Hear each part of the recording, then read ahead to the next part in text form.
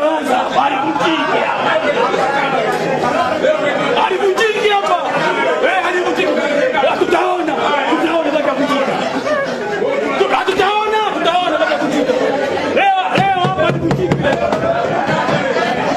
Kwenye ukurasa wa mtandao wa X wa makamu mwenyekiti wa Chadema Tanzania Bara John Heche anaandika na nukuu kama alivyoandika: mwaka jana tarehe 25 mwezi wa 7 mwaka 2025 nilikwenda kumtembelea Mheshimiwa Bwege hospitalini taasisi ya mifupa Moi.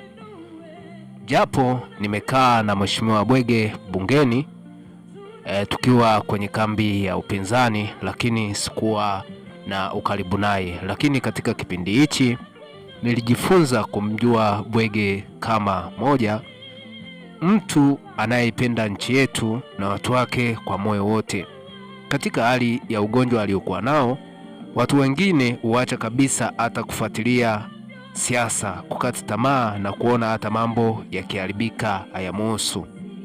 Jambo la pili, mtu mwenye msimamo wa hali ya juu mno. Kuna watu walijaribu kumpa msaada wa matibabu, lakini kama vile wanaweka masharti. Akawaambia niko tayari kwa msaada, ila siko tayari kuyumbishwa msimamo wangu. Jambo la tatu, mtu aliyependa mageuzi kwa dhati. Hata kabla ya kwenda kumwona hospitalini alinipigia simu na kuonesha kuwa amefurahishwa sana na uongozi mpya wa chama chetu chini ya mwenyekiti wetu Lissu, na akasema ana imani kwamba Mheshimiwa Lissu atajiunga na chama kama ishara ya kumuunga mkono. 4. Wiki moja iliyopita alianza operesheni ya kuisimika Chadema kanda ya kusini.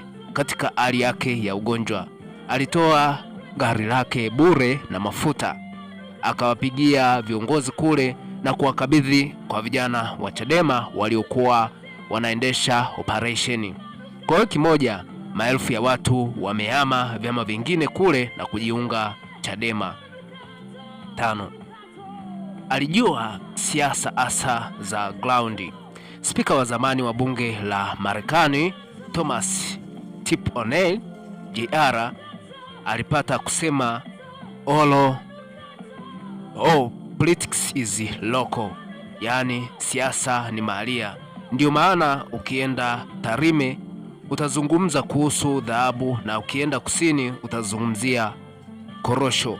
Bwege alijua sana siasa mahalia, ndio maana ni mbunge wa miaka 10 wa upinzani. 6. Alipenda sana kusini kwa dhati, alipigania maendeleo ya kusini na kusini ilimpenda sana Bwege. Jambo la 7. Mfuatiliaji na anayejua watu wa majina na maeneo wanayokaa. Wakati watu wakihamia Chadema ananipa namba na kuniambia ongea na huyu yuko na Mangaya, ongea na huyu yuko Kivinje. Baadaye anafuatilia kuuliza kama umeongea naye. Alijiunga na chama chetu, tukasubiri mikutano ifunguliwe tumpokee kwa heshima aliyostahili. Mungu amemchukua kabla ya hiyo azma yake ya kupokelewa mbele ya maelfu ya watu.